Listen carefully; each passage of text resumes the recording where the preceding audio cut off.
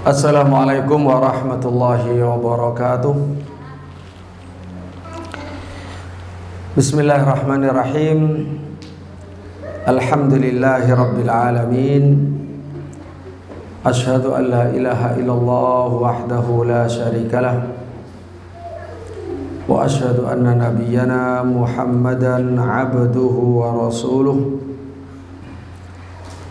Allahumma salli wa sallim wa barik ala nabiyyina wa habibina wa qudwatina Muhammad wa ala alihi azwajihi wa dhurriyyatihi wa sahabatihi wat tabi'in wa man tabi'ahum bi ihsanin ila yaumiddin, amma ba'du. Ma'asyiral ikhwah, para sahabat sekalian, para hadirin, Bapak Ibu, dan juga yang mengikuti acara kita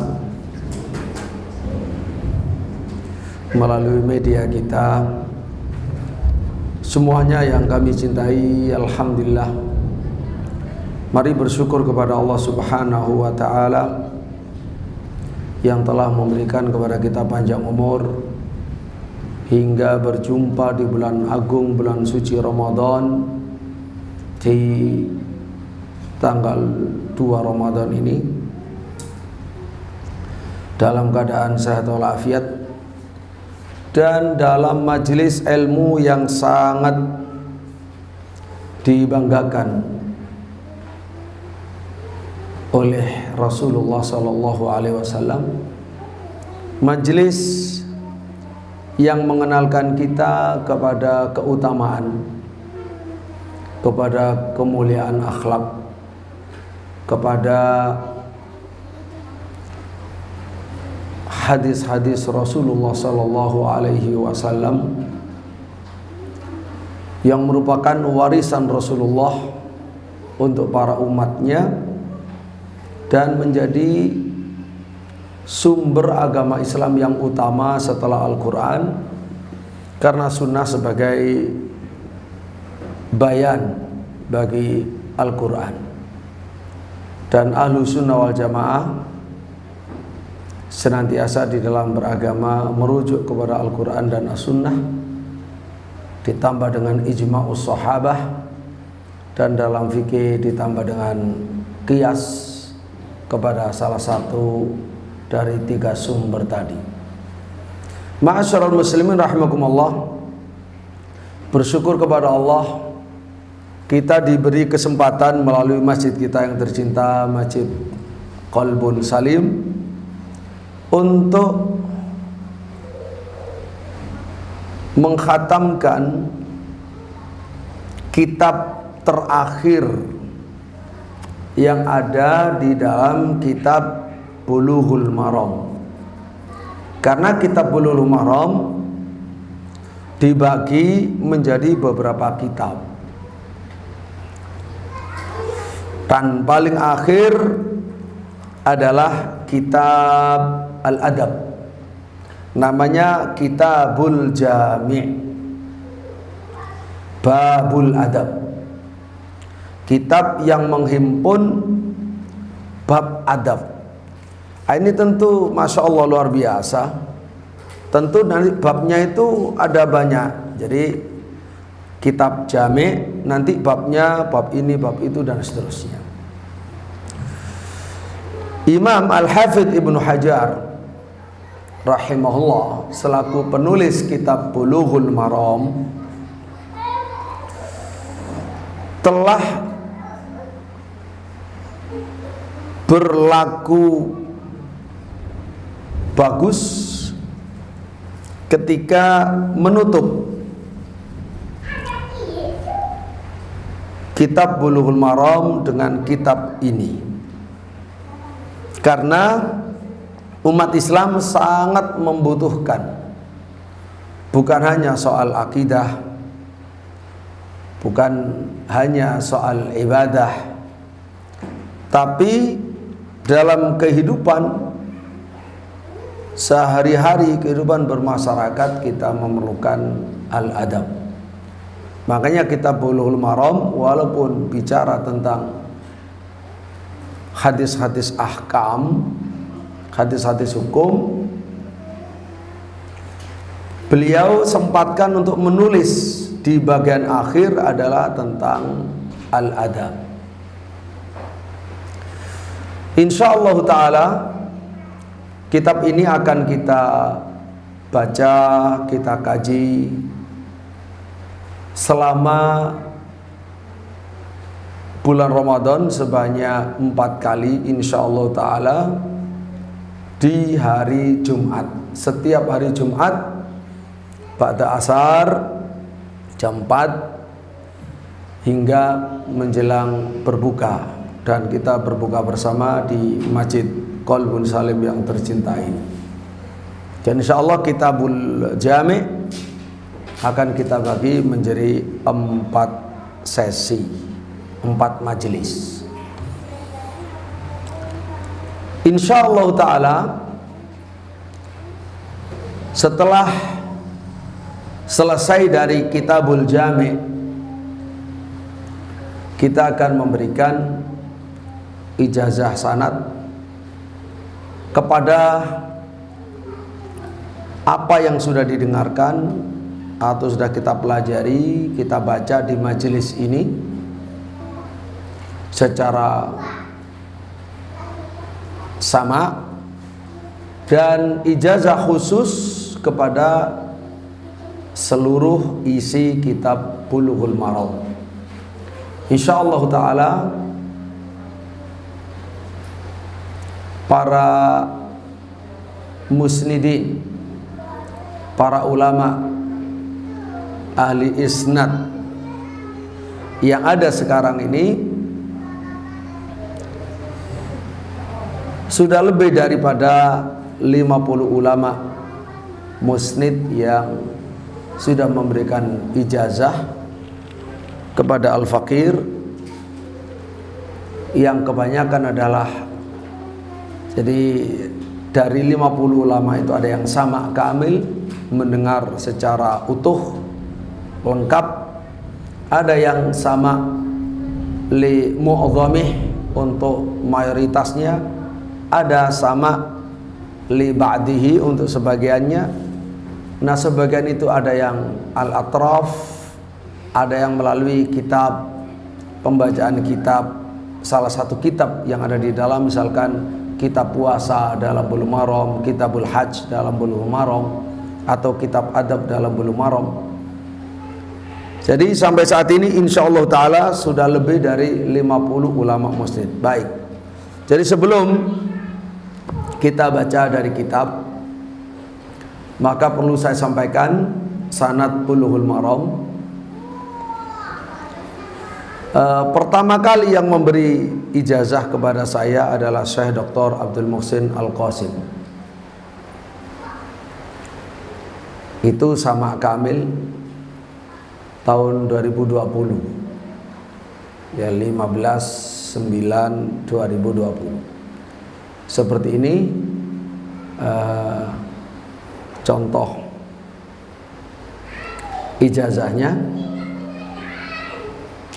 Kalau kita lihat di sini besarnya seperti ini, ya.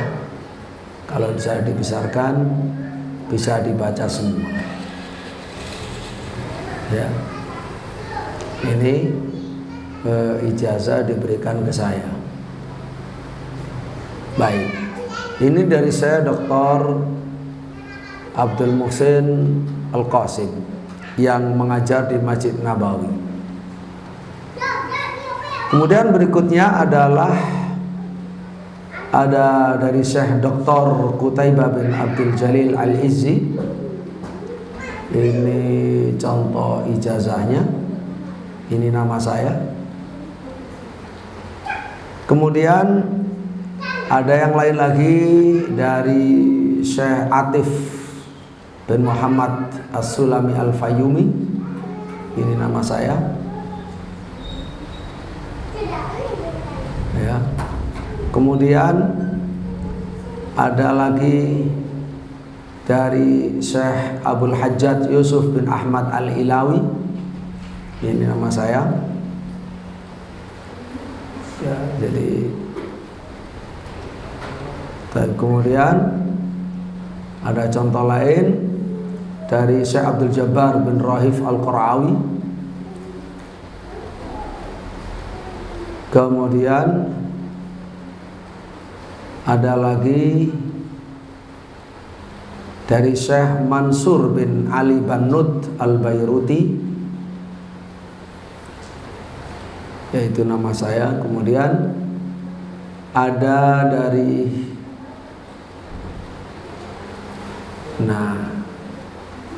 Syekh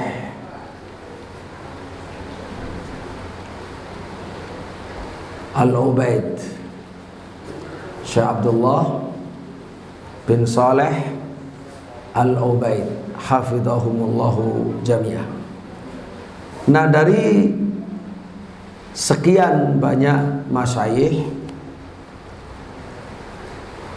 yang saya diantaranya untuk mendengar kamil adalah mengikuti dari Syekh Al-Musnid Dr. Abdullah bin Saleh Al-Ubaid, mengikuti majelis yang diadakan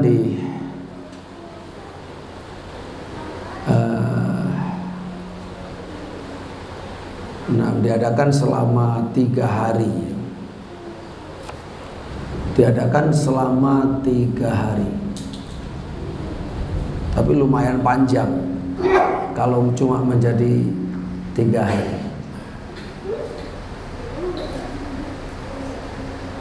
Baik. Ini waktu itu foto beliau dengan Syekh Abdullah bin Saleh Al-Ubaid. Oleh karena itulah dari 50-an ulama kita ambil sanad dari beliau saja. Saya telah mendengar dari beliau dengan sama secara kamil dalam 3 majelis tanggal 3 sampai 5 November 2022. Sanadnya adalah akhbarani aliyan bijami'i sama'an fi 3 majalis Syekhuna Abdullah Al-Ubaid hafizahullah qala akhbarani Syekhuna Al-Faqih Sulaiman bin Muhammad Al-Ahdal Asy-Syafi'i qira'atan alaihi bi Zabid qala akhbarana Muhammad bin Sadiq Al-Battah bin Siddiq Al-Battah bi qira'ati alaihi bi Zabid qala akhbarana Muhammad bin Abdul Baqi bin Al-Wajih Abdurrahman bin Sulaiman Al-Hadal qala akhbarana walidi Abdul Baqi qala akhbarana walidi Al-Wajih Al-Ahdal qala akhbarana walidi Sulaiman bin Yahya bin Umar Al-Ahdal qala akhbarana Ahmad bin Muhammad Maqbul Al-Ahdal qala akhbarana Yahya bin Umar Al-Ahdal qala akhbarani Abu Bakar bin Ali Al-Battah qala akhbarani Yusuf bin Muhammad Al-Battah qala akhbarani At-Tahir bin Hasan Al-Ahdal qala akhbarani Al-Hafidh Ibnu Daiba qira'atan minni alaih qala akhbarana Al-Hafidh As-Sakhawi qala akhbarana Al-Musannif Al-Hafidh Ibnu Hajar Al-Asqalani qira'atan alaih. Ini termasuk riwayat sanad yang tinggi, hanya 14 rawi, 14 wasitoh antara saya dan Al-Hafidh Ibnu Hajar. Dan lebih dari itu adalah hadza isnadun alin musalsal bis sama riwayatan wa dirayatan, yang mahal ini. Jadi sanad ini bukan sekedar tinggi, tetapi berantai semuanya mendengar lengkap, mulai dari penulis Al-Hafidh Ibnu Hajar, kemudian sampai bawah muridnya Imam Sakhawi. Jadi mulai dari saya, semuanya riwayatnya dengan sama, bukan ijazah umum saja, tapi sama. Ya, saya mendengarkan dengan sama kamil. Kemudian Syekh Ubaid dari gurunya juga dengan sama Al-Kamil, begitu seterusnya sampai atas. Nah, ini yang mahal. Jangan hanya melihat jumlah rawi. 14 ini termasuk tinggi, walaupun ada yang lebih tinggi, lebih pendek. Kemudian berikutnya yaitu tahwil, yaitu beralih ke jalur lain. Jalur lain lebih tinggi, hanya 13. Ya, qala akhbarani Syekhuna aliyan bidarajah. Qala akhbarani bi jami'i Syekhuna al-Faqih al-Mu'ammar Salim bin Ali At-Tuhami qira'atan alaihi, At-Tihami qira'atan alaihi bil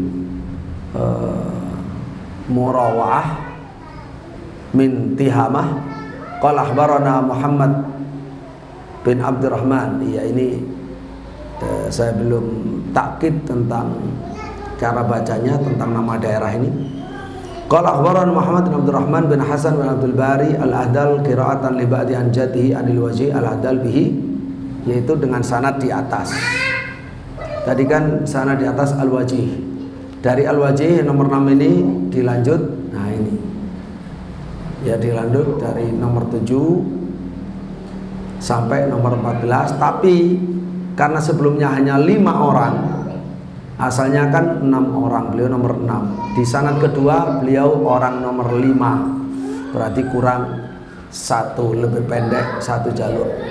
Ini semuanya lebih tinggi ya, ini juga lebih tinggi, dan juga musalsal sebagian besarnya dengan sama.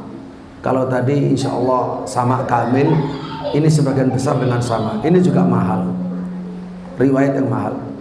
Ada juga yang lebih rendah sedikit, 14. Jadi seperti yang pertama, lebih rendah sedikit dibanding jalur kedua sehingga menjadi 14. Tapi ini juga mahal. Kenapa? Karena kebanyakannya juga dengan sama. Qala Syekhuna akhbarana bi jami'ihi Syekhuna al-Muhaddits Fadlur Rahman As-Salafi. Ini juga alhamdulillah saya mengambil dari beliau sebelum beliau wafat rahimahullah, beberapa waktu lalu wafat. Ya, umur sekitar 100-an tahun. Tapi saya mengambilnya Muwatta Malik, sama secara kamil. Kalau ini ijazah secara umum. Nah, beliau mengambil dari Syekh Fadlur Rahman qira'atan alaihi fi baitihi bil Hind wa bi qira'atihi ala walidi Abdus Sattar al Mulanghri. Qala akhbarana Abdus Salam al Mubarakfuri qira'atan alaihi. Qala akhbarana Husain bin Muhammad bin Muhsin al Ansari qira'atan alaihi. Qala akhbarana Al Hasan ibni Abdul Bari al Ahdal bi ba'dihi illam yakun li jami'i anil wajh al Ahdal, dari orang yang sama tentang dari al-wajih al-adal. Ini juga isnadun aziz musalsal ghalibuhu bis sama. Ini yang lebih penting. Sama ini nomor 1. Walaupun 14 orang kalau sama lebih berharga daripada yang 9 orang tapi tanpa sama. Ada lagi yang tinggi, masih dari beliau, dan tinggi bedanya 3 tingkatan, hanya 11 rawi. Rawahul Wajih al-Ahdal, dari ayahnya, dari kakeknya, dari Al-Ujaili, dari Zainil Abidin At-Tabari, dari Al-Khatib Al-Hasari, Anisams Al-Ghamri, Anil Hafidh Ibn Hajar. Terus jalur lain 10 malahan, hanya 10 orang, sangat tinggi, beda 4 derajat. Diriwayatkan oleh Al-Wajih al-Ahdal dari Murtada Zabidi, dari Syihab Az-Za'bali, dari Syams Al-Babili, dari Syams Ar-Ramli, dari Syekhul Islam Zakaria Al-Ansari. Qala qara'tu ala mu'allifi yani Al-Hafidh Ibnu Hajar. Bahkan yang paling tinggi ada 9, tapi sayang ini sanad masih diperdebatkan. Sangat tinggi sekali, hanya 8 rawi. Sangat-sangat tinggi, tidak ada lebih dari ini. Cuma keabsahannya masih diperdebatkan. Akhbarani qala Syekhuna akhbarani bi jami'ihi. Qultu akhbarani bi jami'ihi Syekhuna Abdullah Al-Ubaid qala akhbarani ba'dahu bi ba'dihi Al-Muhaddits Al-Mu'ammar Ahmad bin Nasr An-Nu'mani qira'atan alaihi bil Madinati Nabawiyah qala akhbarana Ibrahim bin Abdullah Al-Qutbi ijazatan anil Wajih Al-Ghuzbari an Salih bin Muhammad Al-Fulani. Nah, dari sini yang bermasalah karena orangnya kan dianggap umurnya paling panjang ya, Muhammad bin Sinah al-Fulani, an Muhammad bin Abdillah al-Wulati, an Muhammad bin Arkamas al-Hanafi, an al-Hafidh Ibnu Hajar ya. Jadi walaupun ini 8 orang perawi, tapi yang pertama tentu lebih berharga karena sama semuanya. Kali ini kan cuma ya an, kemudian ada perdebatan. Baik, jadi itu satu saja dari satu guru yang kita sampaikan, 1 dari 5 musnid. Nah, sudah saya catat semuanya. Ya, sudah saya catat semuanya. Baik, mari kita baca dari kitab Bulughul Maram. Silakan yang punya di rumah ya dibawa. Kalau tidak punya mau beli, monggo beli. Bulughul Maram di bagian paling akhir. Taib bi asanidi al-muttasila ila al-muallif ghafarallahu lahu wa liwalidayhi wa limasyayikhihi wa lana wa liwalidina wa limasyayikhina wa lil hadirin wal musta'imiin Allahumma amin. Kitabul Jami' Babul Adab. Kalau penomoran ada yang 1437. Kalau yang saya pegang ini 2 jilid, ini yang di Al-Ifham fi Syarhi Bulughil Maram min Adillatil Ahkam, yang ditulis oleh Syekh Abdul Aziz bin Abdillah Ar-Rajihi. Kalau beliau menulisnya sebagai nomor 1467. Beda ya, 1467. Baik. An Abi Hurairah radhiyallahu anhu qala Rasulullah sallallahu alaihi wasallam haqqul muslimi 'alal muslimi sittun idza laqitahu fasallim alaihi wa idza da'aka fa'ajibhu wa idza stansahaka fansahhu wa idza atasa fahamidallah fasammidhu wa idza marida fa'udhu wa idza mata fatba'hu. Rawahu Muslim.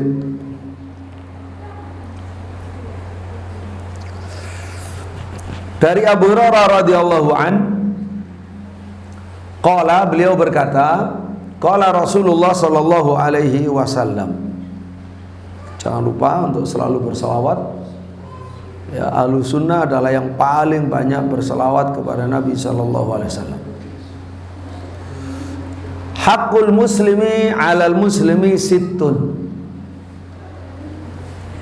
Hak orang muslim yang wajib ditunaikan oleh muslim yang lain ada 6. Jadi ini adalah bagian daripada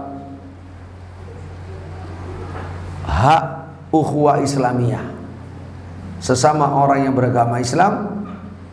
Di dalam hadis ini diterangkan ada hak saudara kita yang wajib kita tunaikan kepadanya.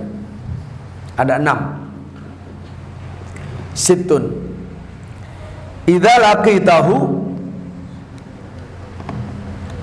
kalau engkau bertemu dengannya, fasallim alaihi, maka ucapkan salam kepadanya. Salam yang ma'ruf, sempurnanya assalamualaikum warahmatullahi wabarakatuh, atau di bawahnya assalamualaikum warahmatullahi, atau minimal assalamualaikum.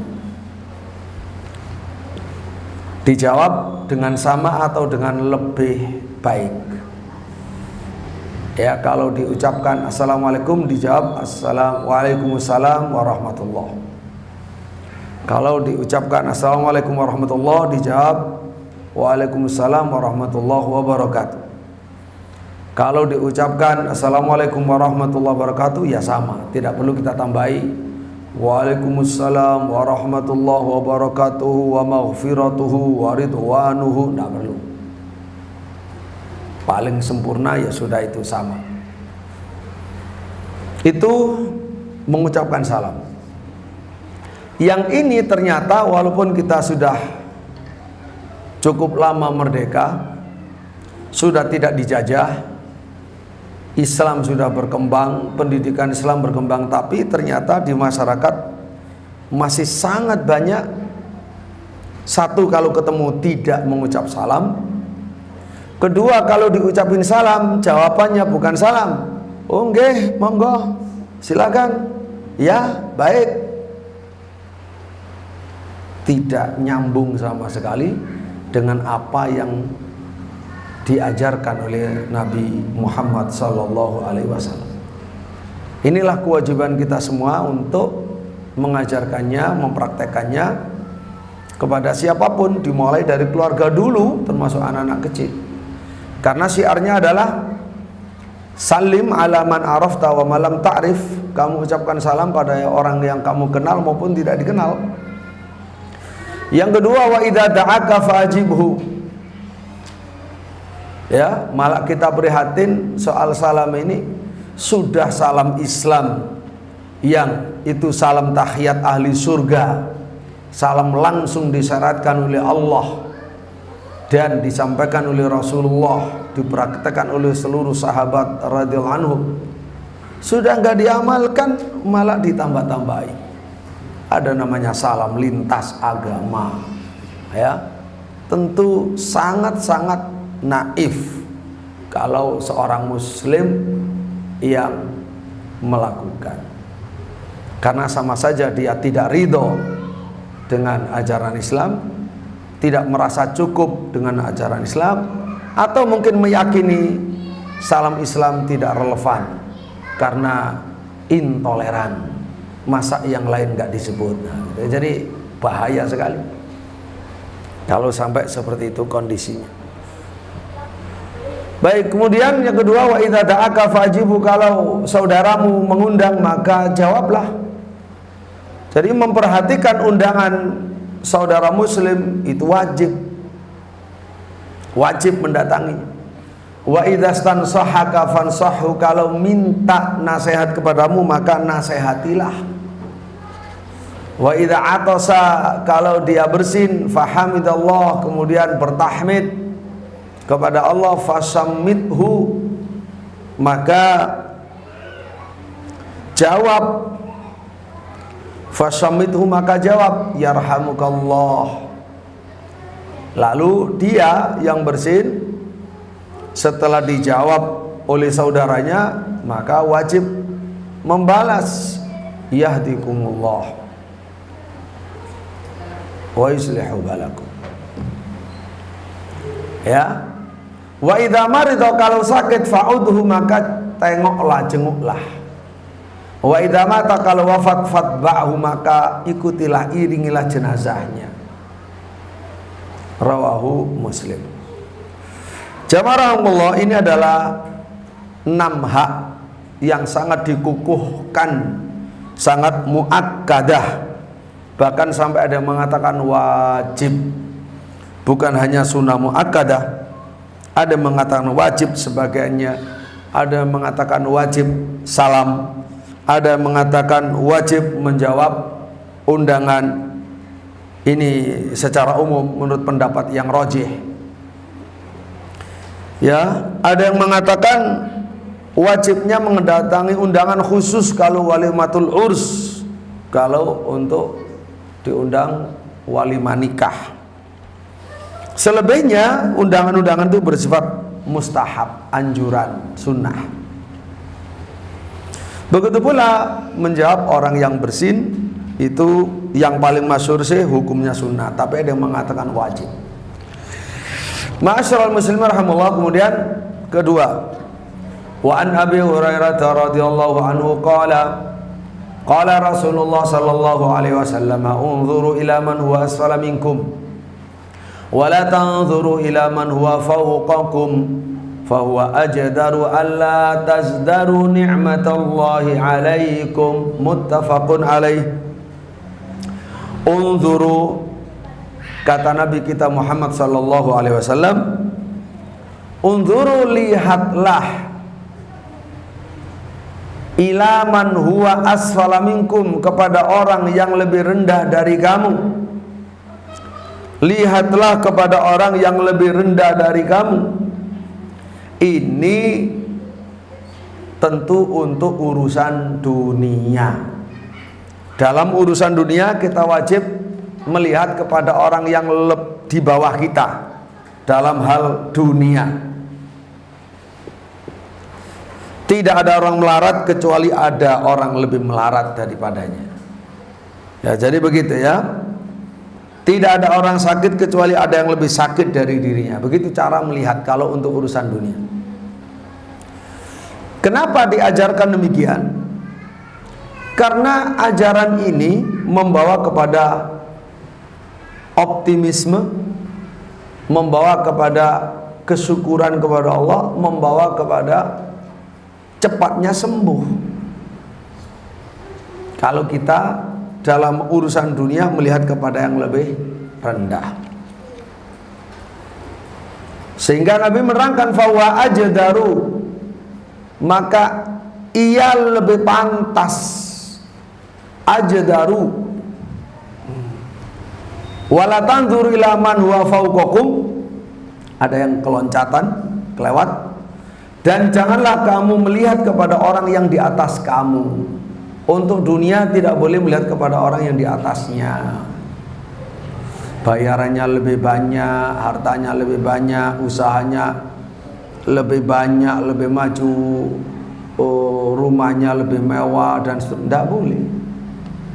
Tidak boleh melihat dalam soal dunia kepada orang yang lebih dari dirinya. Itu akan membawa kepada kekufuran, akan membawa kepada kekufuran, mulai dari kufur nikmat bisa-bisa ke kufur mun'im, kufur kepada Allah yang memberi nikmat. Nah, kalau kita bisa melaksanakan ini, melihat kepada yang lebih rendah, tidak kepada yang lebih tinggi dalam soal dunia, fawa ajdaru, maka itu lebih layak, lebih pantas, alla tasdaru, untuk kamu tidak merendahkan nikmat Allah alaikum yang sudah diberikan kepadamu. Setiap orang semelarat apapun, dia banyak loh nikmat Allah yang ada dalam dirinya. Setiap orang walaupun sakit seperti apapun, banyak nikmat yang ada dalam dirinya. Kalau dia bisa melihat kepada yang lebih bawah, lebih rendah, dia bisa bersyukur kepada Allah karena masih melihat nikmat Allah yang ada dalam dirinya. Tapi kalau tidak melihat kepada yang lebih rendah, maka nikmat yang ada dalam dirinya tertutup. Dari situ pintu untuk syukur tertutup. Dari situ maka pintu kebajikan tertutup dari dirinya. Ini penting. Tapi kalau soal akhirat harus melihat kepada yang lebih atas, lebih tinggi. Tentang kuatnya baca Quran, kuatnya qiyamul lail, qiyam Ramadan, sholat taraweh. Kok bisa ya ulama itu hatam setiap 10 hari sekali, yang itu setiap 7 hari sekali, yang itu 5 hari sekali, yang itu 3 hari sekali, yang itu tiap hari khatam, yang itu setiap hari malah 2 kali khatam, Masya Allah. Yang itu sholatnya 1 rakaat saja surat Al-Baqarah lengkap ya. Yang itu ya malah bukan hanya surat Baqarah, ditambahi lagi dengan surat Ali Imran, ditambah lagi dengan surat An-Nisa. Subhanallah, ada banyak hamba-hamba Allah yang diberi kemuliaan, diberi keistimewaan Allah, kekuatan dan ya semangat dan kekuatan serta kekhusyuan.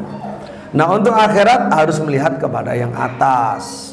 Karena itu kenapa dalam beragama harus mencontoh kepada Rasulullah Muhammad SAW dan kepada para sahabat, kepada para ulama Ahlussunnah. Ya, supaya kita itu meningkat mutunya. Harus melihat kepada yang tinggi. Inilah yang akan dirusak oleh orang. Jadi marjaknya dirusak tidak boleh melihat kepada Nabi, kepada sahabat, kepada tabi'in, malah dibilang itu adalah faham-faham radikal begitu.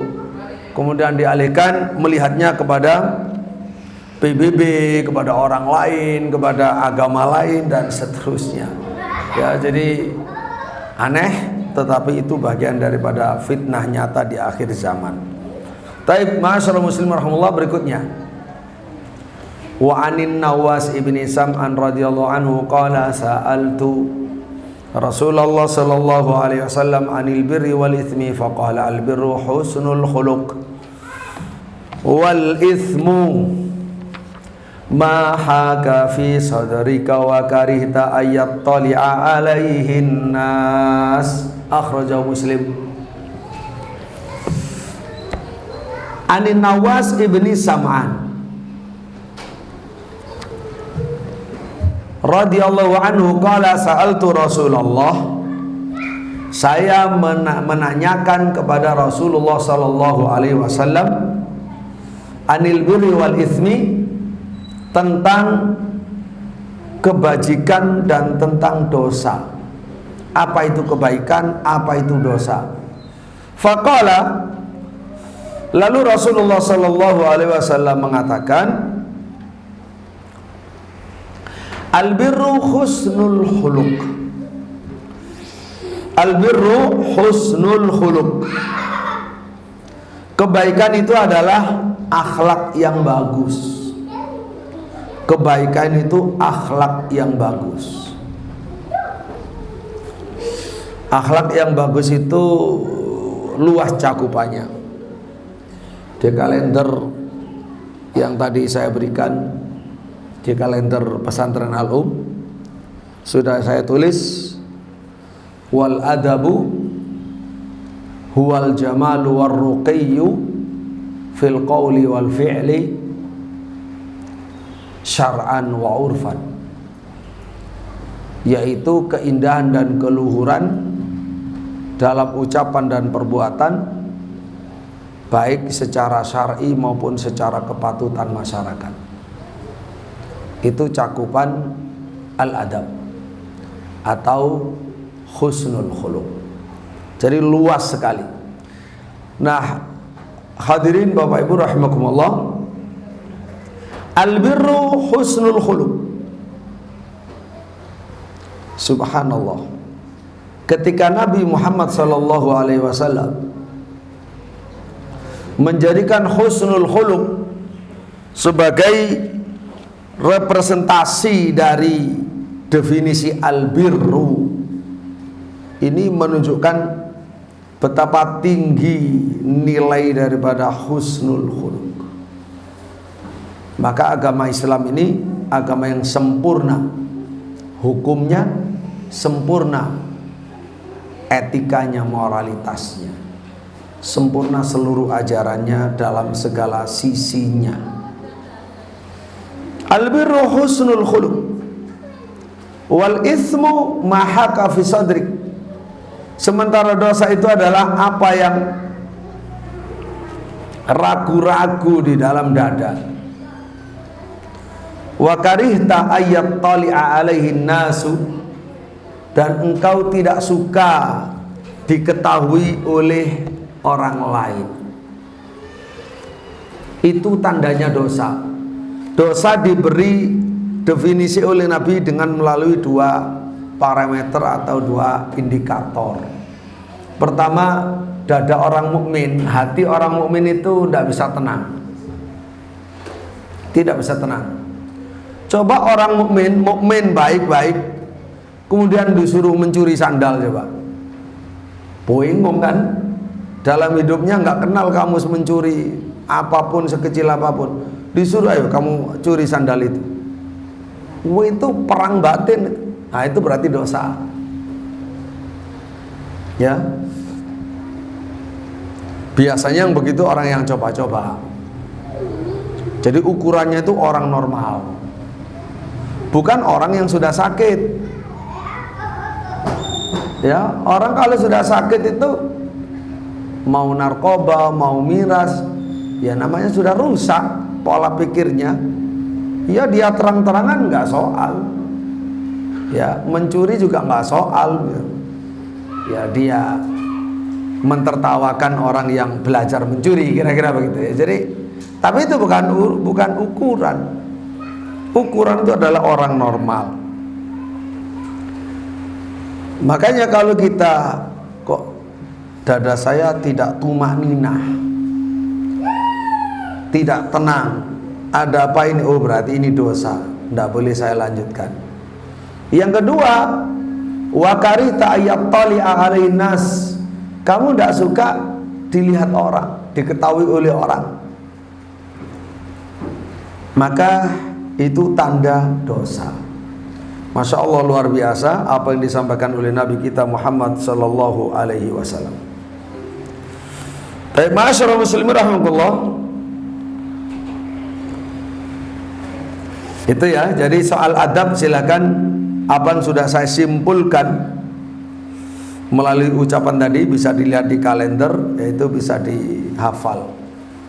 Kan saya tulis di situ, kun muaddaban takun matluban, wal adabu huwa al jamalu war ruqiyyu fil qawli wal fi'li syar'an wa urfan. Taib.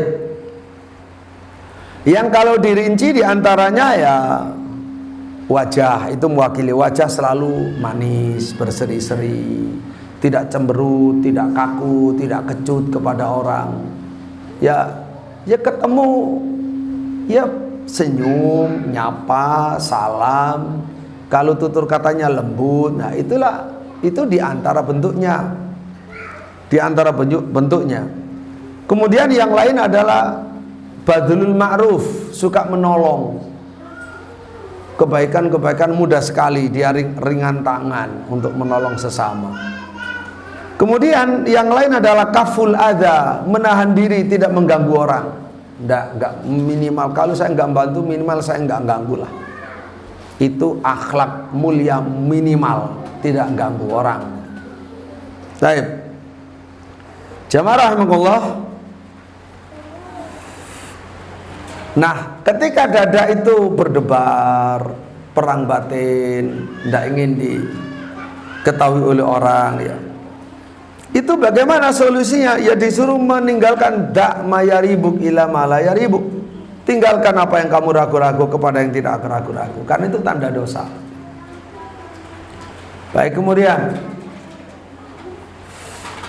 wa an ibni Mas'udin radhiyallahu anhu qala qala Rasulullah sallallahu alaihi wasallam idza kuntum thalathatan fala yatanaja ithnani dunal akhar hatta takhtalitu bin nas min ajli anna dzalika yuhzinuh, muttafaqun alaihi wal lafdhu li muslimin.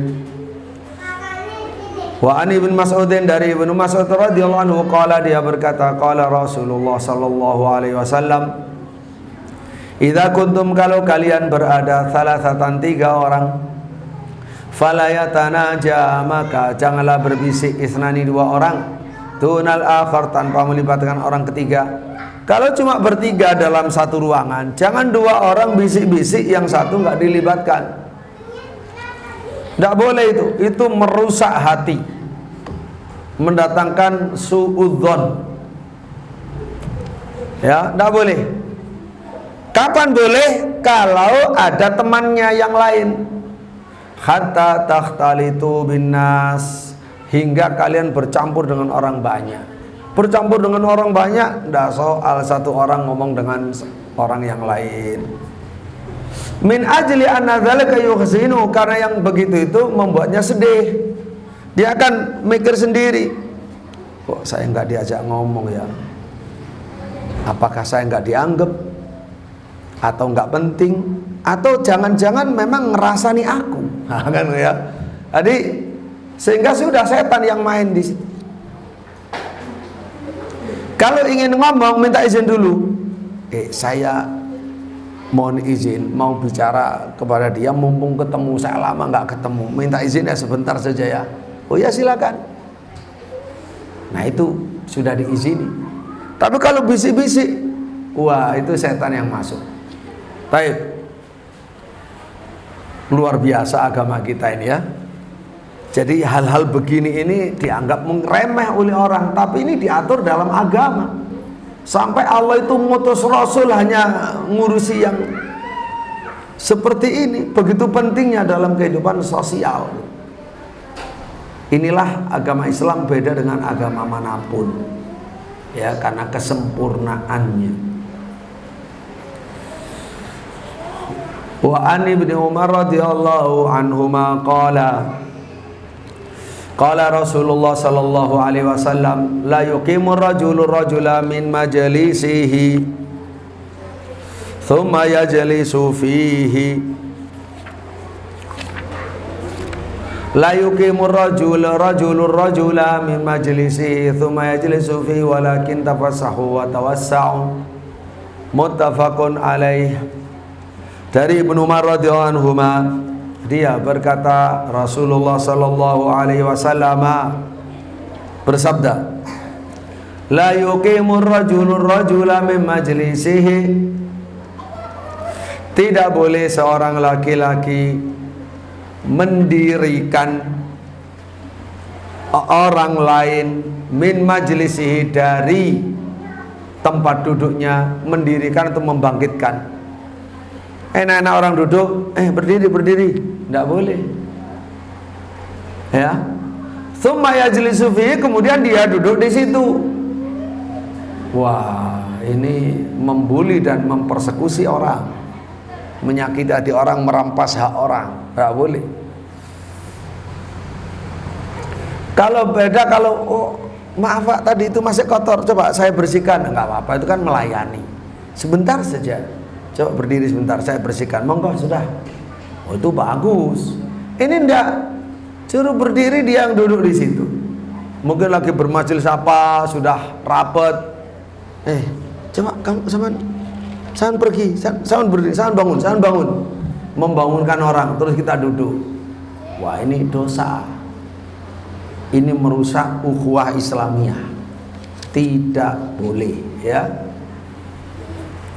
Walakin tafassahu wa tawassa'u, tetapi yang benar adalah silahkan semuanya kalian melonggarkan, wa tawassa'u, dan jadi melonggarkan tempat untuk temannya, memperluas tempat untuk temannya, bergeser, yang tadinya dia nggak muat untuk satu orang akhirnya muat. Harusnya begitu. Jadi masing-masing punya kesadaran. Kita yang duduk sudah tahu ada renggang-renggang, ada orang baru datang berdiri celinguk, dia kayaknya mau masuk nggak enak, mau nggak masuk di luar hujan, yang lain nggak ngereken. Nah, ini semuanya akhlak yang buruk. Harusnya betul, oh monggo, semuanya merapat. Itu orang Islam itu begitu. Ajaran dari langit seperti ini. Muttafaq alaih. Kalau orang Islam belajar akhlak Islam, yang ada itu adalah kenyamanan dalam hidup. Jadi hidup ini kita merasa kerasan hidup di bumi kalau semua orang kayak begini gitu. Tapi kalau akhlaknya sudah bukan akhlak Islam, nafsi-nafsi, apalagi mentolo-mentolo, jahat-jahat, ya, tega-tega sama yang lain, waduh, itu hidup itu berat sekali. Walaupun dia kaya raya, ya tetap berat. Apa gunanya harta banyak, tapi orang sekitarnya pada jahat, ya, tidak peduli, tidak menghargai, tidak menghormati. Walakin tafassahu wa tawassa'u. Muttafaq alaih. Wa an Ibnu Abbas radhiyallahu anhu qala Rasulullah sallallahu alaihi wasallam, idza akala ahadukum ta'aman falam yamsah yadah hatta yal'aqaha aw yul'iqaha. Muttafaqun alaih. Dari Ibnu Abbas radhiyallahu anhu qala Rasulullah sallallahu alaihi wasallam, Rasulullah bersabda, idza akala ahadukum ta'aman, kalau salah seorang kamu makan satu makanan, fala yamsahu yadahu, maka jangan mengusap-usap tangannya. Habis makan tangannya diusap-usap, diserbeti dengan tisu, dengan apa, jangan. Hatta yal'aqaha, sampai menjilati tangannya, dijilati sebelum cuci, sebelum diusap, dijilati dulu. Menjilati tangannya sendiri, mosok gak kolu, tangannya dia gak kolu iki piye ya, dijilati. Tapi walaupun jilati tangannya ya jangan demonstratif lah ya bukan langsung di apa istilahnya ya, atraksi di depan banyak orang, kelamut apalagi keluar suaranya, nggak boleh. Bukan begitu maksudnya. Tetap beradab. Yang kedua, atau kalau nggak ingin menjilati tangannya sendiri, auyul ikoha, atau menjilatkan tangannya. Wah, ini lebih menarik yang kedua nih. Menjilatkan tangannya pada saya, pada orang lain. Duh, siapa orang lain? Nah, orang lain ini jangan salah paham. Orang lain ini adalah orang yang ada hubungan kasih sayang. Orang tua kepada anaknya, ya, ndulang anaknya. Setelah itu dijilat sendiri atau dijilatkan ke anaknya, atau ndulang suaminya, ya kan? Atau ndulang istrinya, boleh. Itu kan hubungan kasih sayang. Kalau ada suami merasa jijik dengan tangan istrinya, istri jijik dengan tangan suaminya, wah ini perlu diruqyah ya, digok nang kolbun salim ae, hati ini saya waras. Itu tanda nggak bener, tanda nggak sehat. Berarti sudah nggak ada cinta kasih sayang. Mosok kalah wong cari nih arek-arek lo sampai tai kucing rasa coklat, tangannya bojone kok gak arep. Ngaten deh. Nah, ini sekali lagi perlu diruqyah kalau ada yang begitu. Cuma biasanya manten nyar. Lek manten nyar wah dilati. Manten tuwek wis dilat-dilatono. Biasane kira-kira begitu ya kalau sudah lawas itu. Biasanya ya. Illa marrahima rabbuh ya, maka tetap selama masih ada kasih sayang tidak ada masalah. Jadi begitu, hatta yalaqaha au yul'iqaha. Kalau di sini ada suami istri selama menikah 3 tahun, 4 tahun, 5 tahun, 10 tahun nggak tahu, yang kok mulai tulang-tulangan dipraktekno, sengaja praktek lillahi ta'ala. Betul ini. Itu berpahala gimana niatnya untuk mengamalkan sunnah, dan pasti keluarganya akan berkembang kasih sayangnya di situ, berkembang kasih sayang. Baik. Ya ini sangat romantis. Rasulullah dan istrinya juga sangat romantis ya. Nah begitu panutan kita dalam berumah tangga. Wa an Abi Hurairah radhiyallahu anhu qala qala Rasulullah sallallahu alaihi wasallam liyusallim as-saghiru 'alal kabir wal maru 'alal qa'id wal qalil 'alal katsir, muttafaqun alaih. Liyusallim, hendaklah mengucap salam as-saghiru, anak kecil, 'alal kabir, atas orang besar. Jadi kalau ketemu besar kecil, kecil yang mengucap salam, bukan yang besar dulu. Kecil ada rasa penghormatan, assalamualaikum. Kecuali untuk taklim. Ternyata yang kecil belum mengerti, yang besar ngalah, assalamualaikum, ya diajari waalaikumsalam, supaya terbiasa.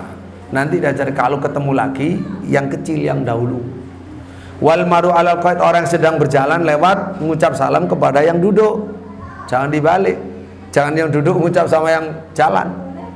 Wal qalil wal katsir, yang sedikit kepada yang besar, yang jumlahnya banyak. Muttafaq alaih. Wa fi riwayatin, dalam satu riwayat, li muslimin warraqib alal masyi, dan orang yang sedang naik kepada yang jalan, naik sepeda, naik mobil, naik kuda, mengucapkan salam kepada yang berjalan. An Ali radhiyallahu anhu qala qala Rasulullah sallallahu alaihi wasallam yujzi'u 'anil jama'ati idza marru wa yusallimu ahaduhum, cukuplah mewakili kelompok Idza maru, kalau kelompok itu berjalan lewat, ayu salima ahadum, untuk mengucap salam satu aja yang mengucapkan mewakili jamaah. Wa yujazi'u 'anil jama'ati yarudda ahaduhum, cukup juga dari mewakili kelompok satu orang yang menjawab. Cukup. Wa rawahu al-Imam Muhammad al-Baihaqi. Wa anhu qala qala Rasulullah sallallahu alaihi wasallam la tabda'ul yahuda wa nasara bis salami. Kamu jangan memulai orang Yahudi dan orang Nasrani dengan salam. Kalau ketemu papasan dengan Yahudi Nasrani, jangan ngawali. Wa idza laqitumu fi tariqin, jadi jangan ngawali. Tapi kalau mereka ngucap salam dulu, ya silakan dijawab. Assalamualaikum Pak Ustadz. Yahudi Nasrani, ya udah, waalaikumsalam. Jangan sampai nggak dijawab, nanti dibalik loh, orang Islam nggak toleran gitu kan. Tapi kalau mulai nggak boleh, jangan. Memulai dah boleh, tapi boleh yang lain. Selamat pagi, selamat siang, bagaimana kabarnya, dan itu boleh. Tapi assalamualaikum tidak boleh. Kalau menyapa boleh, dari mana Pak, gimana kabarnya, itu boleh. Tapi kalau assalamualaikum tidak boleh. Boleh hanya pasif menjawab, ya.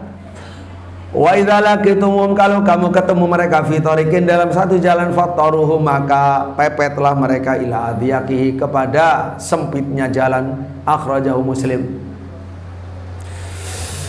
Taib, ya. Nah, yang ini tentu melihat konteksnya, melihat maslahatnya, tidak mutlak, ya. Orang Yahudi membawa mobil sampai berjalan kaki, pepetan lagi, nggak kualik, ya, ditubruk sampean ya. Baik. Tapi lek padha mlaku nih aja ngalah. Lek nang wong Islam mudah ngalah, monggo. Saman lungguh ke bis, ada orang Islam datang, kok lebih tua dari saya atau perempuan, saman berdiri, monggo. Tapi kalau yang lain tidak perlu, kecuali kalau untuk ta'liful qulub, untuk memulai bicara, oh boleh. Tapi kalau untuk menghormati tidak boleh, ya. Jadi ini sabda Nabi sallallahu alaihi wasallam. Akhrajahu Muslim. Wa an Nabi sallallahu alaihi wasallam qala idza atasa ahadun falaqul alhamdulillah. Kalau bersin salah seorang kamu, maka ucapkan alhamdulillah. Wal yaqul lahu akhuhu, maka saudaranya hendaklah menjawab kepadanya yarhamukallah. Fa idza qala lahu yarhamukallah, kalau saudaranya sudah mengucapkan yarhamukallah, falyaqul, maka hendaklah ia menjawab yahdikumullah wa yuslihu balakum, semoga Allah memberi kamu hidayah dan memperbaiki keadaanmu. Akhrajahul Bukhari. Wa anhu qala,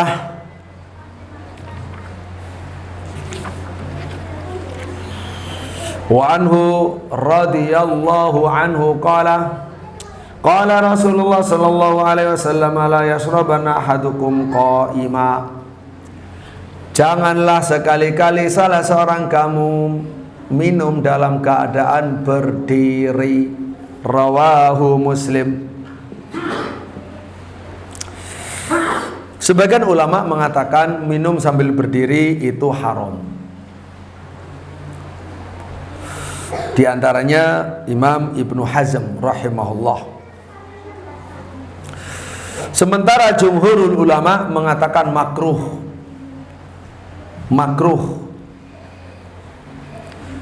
Dan menjadi haram kalau memang digunakan untuk mengganti budaya duduk.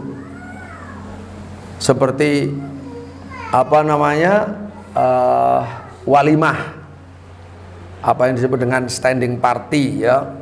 Wis gak ada kursi-kursian, mangan ngadeg, ngombe ngadeg sengaja. Wah, itu haram. Ya. Sengaja mengganti yang mulia dengan yang makruh, apalagi yang haram menurut Imam Ibnu Hazm. Kenapa jumhur sampai mengatakan makruh? Karena ada dalil yang mengatakan bahwa Nabi SAW pernah minum sambil berdiri. Pernah itu sekali saja. Pernah juga Sayyidina Ali minum sambil berdiri. dan mengatakan aku melihat Nabi pernah melakukan. Itu untuk menunjukkan bolehnya, khususnya ketika darurat, dalam keadaan tertentu, bukan kebiasaan. Kalau kebiasaan tidak boleh. Berdiri saja tidak boleh, makan berdiri, minum berdiri, apalagi sambil berjalan, gitu ya. Apalagi sambil berjalan. Jadi kalau orang Islam itu budayanya kalau walimah apa ya disediakan tempat duduk. Tidak disediakan yang tidak beradab itu tuan rumah atau yang pelit tuan rumah. Ya udah, ya kita nyari duduk di mana saja. Duduk sambil di bawah pohon, di teras, di mana, yang penting duduk. Atau masuk ke mobilnya lagi kan ya, makan dalam mobilnya. Yang penting duduk gitu. Jangan mau istilahnya digiring menjadi orang yang tidak beradab. Itu kan sengaja diciptakan untuk menjadi kelompok manusia yang tak beradab, sengaja. Nah, itu jeleknya di situ. Baik, berikutnya wa anhu radhiyallahu anhu qala Rasulullah sallallahu alaihi wasallam idzan ta'ala ahadukum falyabda bil yamini wa idza naza'a falyabda bis shimali wal takunil yumna awwalahuma tun'alu wa akhiruhuma tunza'u. Apabila salah seorang kamu memakai sandal, maka hendaklah memulai dengan yang sebelah kanan, dan apabila mencopotnya maka hendaklah memulai dengan sebelah kiri, dan hendaklah yang kanan yang pertama kali dipakai sandal, dan yang paling akhir untuk dilepas sandalnya. Sandal, sepatu, kaos kaki sama. Mulai kecil harus dibiasakan.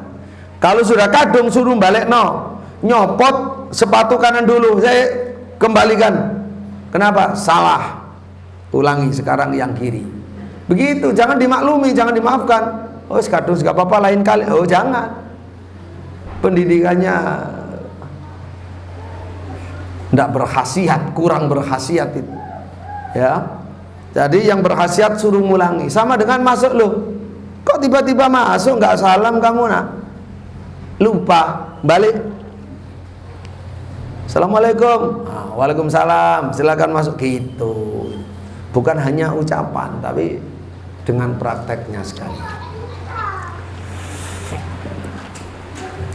Wa anhu radhiyallahu anhu qala Rasulullah sallallahu alaihi wasallam.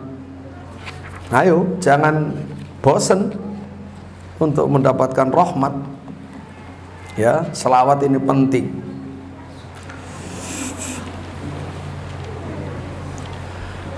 La yamshi ahadukum fi na'lin wahidatin.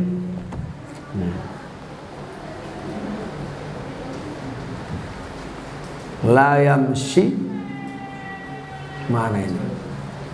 Ya, gak apa-apa tadi ya. Sebelumnya, satu baris sebelum. La yamshi ahadukum fi na'lin wahidatin wal yun'ilhuma jami'an au liyakhla'huma jami'a. La yamsi, janganlah berjalan ahadukum salah seorang kamu fi na'lin wahidatin dalam satu sandal. Ke masjid nggak tahu gimana ceritanya, sandalnya hilang satu. Pulang dibawa sandalnya sisian. Nggak boleh. Berjalan dengan sisian nggak boleh. Atau ketemu pedot, dipegang yang pedot itu ya, talinya yang putus itu. Nah, yang satu dipakai, tidak boleh. Kata Nabi bagaimana? Wal yun'ilhuma jami'ah. Silakan dipakaikan keduanya, ya, dipakaikan sandal pada keduanya atau dilepas keduanya. Tidak boleh yang sebelah sandalan, sebelah tidak, sebelah sepatuan, sebelah tidak. Muttafaq alaih. Wa an Ibnu Umar radhiyallahu anhu qala Rasulullah sallallahu alaihi wasallam. Ini hadisnya. La yanzurullahu ila man jarra thawbahu khuyala. Muttafaq alaih. Allah tidak sudi melihat kepada orang yang menyeret pakaiannya khuyala karena sombong. Menyeret pakaiannya karena sombong. Hadis ini menunjukkan dalil haramnya menyeret pakaian karena sombong termasuk dosa besar. Begitu pula menyeret bukan menyeret, kalau menyeret itu kan nyaruk lemah sampai mengkomprang, sampai nyapu lemah ya. Ada di bawah itu, di atasnya dikit, di atasnya dikit bukan di bawahnya, yaitu pakaian ini laki-laki, khusus laki-laki bukan perempuan. Kalau perempuan bagus. Kalau laki-laki memanjangkan, menjulurkan sampai melebihi mata kaki, walaupun tidak sampai nyaruk lemah, itu juga diharamkan, walaupun tanpa sombong, berdasarkan dalil-dalil yang lain yang sudah cukup banyak, secara komprehensif, secara tematik sudah saya tulis dalam buku JCC, Jenggot Cadar Cingkrang. Monggo dirujuk ke sana ya. JCC Jenggot Cadar Cingkrang, identitas agama atau teroris. Nah, itu bisa dibaca. Jadi untuk laki-laki yang nggak boleh ya, sampai, jadi izinnya dari Nabi hanya sampai di atas mata kaki, pas. Atas dikit bagus, atas ini bagus, setengah betis nggak boleh lagi ke atas. Gimana kalau celana pendek? Oh, mana yang nggak boleh?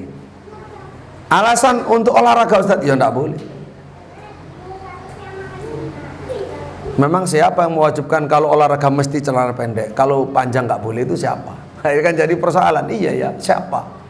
Makanya kita berpakaian itu taat kepada siapa? Taat pada Allah, taat pada Rasul, taat pada siapa? Silakan ditanya.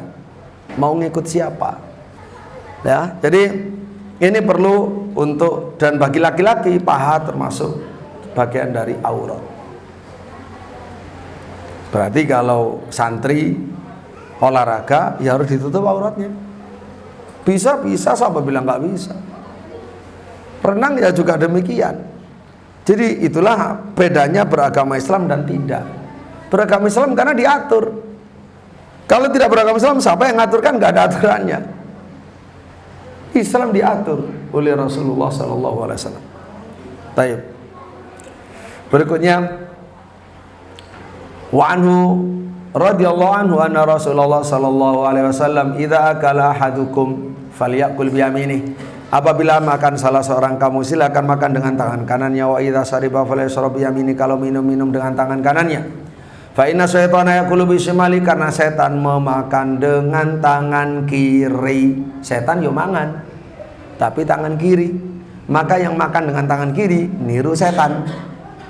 Niru setan, mirip setan, ikut setan. Wa yashrabu bisimalihi, akhrajahu Muslim. Hati-hati. Kadang sudah tuwek ya sik durung iso mangan ae ka entos. Ya, akhlaknya ndak bisa. Berarti ya memang nggak belajar. Mulai kecil nggak belajar bagaimana akhlak Islam, adab Islam. Sehingga walaupun sudah tua ya ndak bisa bagaimana cara makan yang beradab. Wa an Amr bin Syu'aib radhiyallahu anhu, Amr bin Syu'aib an abi an jaddihi radhiyallahu anhu qala Rasulullah sallallahu alaihi wasallam kul washrab walbas wa tasaddaq fi ghairi saraf wala makhilah.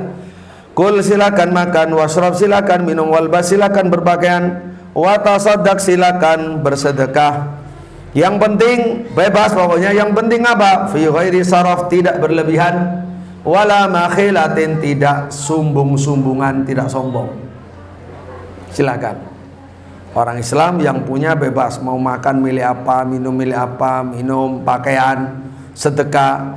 Yang penting jangan berlebihan dan jangan sombong. Akhrajahu Abu Dawud wa Ahmad wa Alqamah wa allaqahu Bukhari. Disebut oleh Imam Bukhari dalam bentuk ta'liq. Ada pertanyaan, sebenarnya ini kurang cepat ini ya. Karena tadi di muqaddimah diawali dengan menjelaskan sanad. Diawali dengan menjelaskan sanad. Jadi tadi sudah kita terangkan bagaimana kita meriwayatkan kitab ini melalui lebih dari 50 ulama, Masjid Dunia. Ya, maka bagi teman-teman yang ingin mendapatkan sanad, nih nama saya kan, nama saya di sini. Kalau ingin namanya nanti ditulis seperti ini, ya silakan nulis di pengumuman itu yang sudah ada di link ya. Juga begini, banyak sekali. Nah, dari para masyayikh. Baik, ini sebagai contoh. Jadi kita 4 kali insya Allah kita akan menghatamkan dalam 4 Jumat. Tolong yang punya waktu jangan beling, datang lebih awal, karena ini kita membagi warisan Rasulullah SAW, apalagi di bulan Ramadan. Di bulan Ramadan ya, apalagi dapat sanad ya. Tapi yang memenuhi syarat tadi, monggo ditulis di link datanya. Insya Allah nanti dapat kiriman PDF dari 50 ulama. Tidak semua yang kita tulis satu saja, biar nggak panjang-panjang. Kalau ingin versi panjangnya biasanya di buku atau di sahabat ya. Kita besok-besok ya harus punya namanya sahabat ya, buku untuk menjelaskan daftar gurunya, belajar dari mana, kitab apa saja. Taib, ada pertanyaan sebelum persiapan berbuka? Monggo.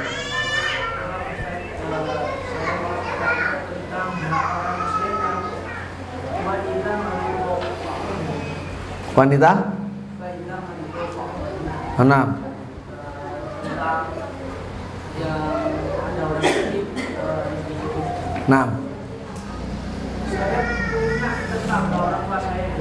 Orang?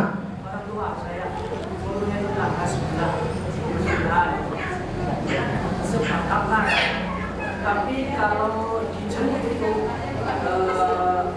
mesti itu menjelekkan, atau kalau bahasa Jawanya itu menyelesaikan apa yang kita bawa itu. Kalau nggak sesuai dengan, oh misalkan kita jenguk bawa oleh-oleh, itu oleh-oleh kita dikomentari gitu kan? Dikomentari. Malah pernah orang tua saya itu ngasih, dibuang di depan. Kalau gak dikasih itu serba salah. Nggih. Terus di sekitar lingkungan itu banyak orang yang nggak suka sama dia. Itu gara-gara itunya, Ustaz. Soalnya kalau dia gak makan, gak ada yang ngasih itu, Ustaz. Terima kasih. Ya, sing waras ngalah ya. Jadi orang yang mau mengalah itu yang terbaik. Walaupun nanti kita dikomentari, makanannya dibuang, tetap pahala itu, yang ngasih pahala itu Allah, bukan dia. Justru kalau kita bersabar, pahalanya malah double, lebih besar lagi gitu. Lebih besar lagi. Dia berarti orang itu yang bermasalah. Ya biarkan orang bermasalah, kita jangan ikut-ikutan bermasalah. Yang sabar saja ya. Kita niat sudah ditata, ikhlas karena Allah, bawa yang pantas. Setelah itu yang terjadi sudah biarkan, serahkan kepada Allah. Ya Allah, aku sudah melaksanakan agamamu ya, mohon diterima sebagai amal soleh ya Allah. Walaupun saya tahu ternyata dikomentari macam-macam, ya mohon dilipat gandakan pahala untuk saya. Dan mohon juga diberi hidayah dia, dilunakkan hatinya, supaya bisa melihat yang baik itu baik, yang buruk itu buruk, bukan kebalik-balik. Nah, itu tentu iman yang tertinggi ya. Jadi harusnya tetap seperti itu. Nggak ada batasan untuk ngalah, itu nggak ada batasan. Malah kita nilainya tinggi di hadapan Allah. Yang kapok-kapok itu yang terbatas kebaikannya. Usah kapok gak runu mana kan ya. Ya nggak apa-apa saat itu ngomong begitu, tapi besok-besok sudah lupa ke situ lagi. Kan kebaikan jangan sampai diputus. Kalau suatu saat pas ingat-ingatnya, panas-panasnya ngomong nggak ke situ, nggak apa-apa. Tapi besok-besok udah lupa ke situ lagi. Ya, jangan sampai terus-terusan punya perasaan yang tidak baik tadi. Taib, Fadal. Saya agak tergelitik dengan yang sandal tadi. Ya. Hikmah dari harus melepas semuanya atau dipakai semuanya, ya, itu apa? Saya belum pernah menjumpai Iya. hikmahnya seperti apa. Jazakallahu khairan. Hikmahnya pertama dari sisi harga diri, kepantasan, kemuliaan. Yang kedua juga bisa dilihat dari sisi kesehatan. Nah, kalau dari sisi kesehatan itu tentu bagian daripada semacam kemukjizatan ilmiah dalam sabda Nabi. Kalau kita berjalan dengan tidak berimbang, satu pakai alas, satu tidak pakai alas dalam jarak yang cukup jauh, itu akan berpengaruh kepada kesehatan kita. Silakan tanya kepada yang ahli anatomi, ya nggak baik gitu. Nanti mencelek pinggulnya itu akan, kakinya akan panjang sisi, kan nggak baik. Begitu ya. Dari sisi kepantasan nggak pantas, mendingan tanpa sama sekali daripada satu sandalan satu tidak, ya akan jadi ketawaan orang. Itu kira-kira barakallahu fikum, karena sudah maghrib. Alhamdulillah begitu, sampai jumpa lagi di Jumat akan datang. Saya harapkan teman-teman adik-adik semuanya, ya saya senang semua dengan kalian yang hadir sholat di sini, ikut kajian. Hanya saja saya menghimbau, saya tidak tahu kesibukannya, pokoknya kalau sama ada waktu lebih awal biar lebih afdol, gitu saja ya. Semoga dimudahkan oleh Allah dan diterima. Jangan lupa puasa kita, berdoa ya, semoga Allah Subhanahu wa taala menerima semua usaha kita, amal soleh kita, khususnya puasa kita, sholat tarawih kita, bacaan Quran kita, taklim kita. Semoga kita termasuk orang-orang yang diampuni oleh Allah, dibebaskan dari api neraka. Allahumma amin. Semoga juga orang-orang tua kita yang sudah mendahului kita, guru-guru kita, diampuni oleh Allah. Amin ya rabbal alamin. Subhanakallahumma rabbana wa bihamdik, asyhadu an la ilaha illa anta, astaghfiruka wa atubu ilaik. Assalamualaikum warahmatullahi wabarakatuh.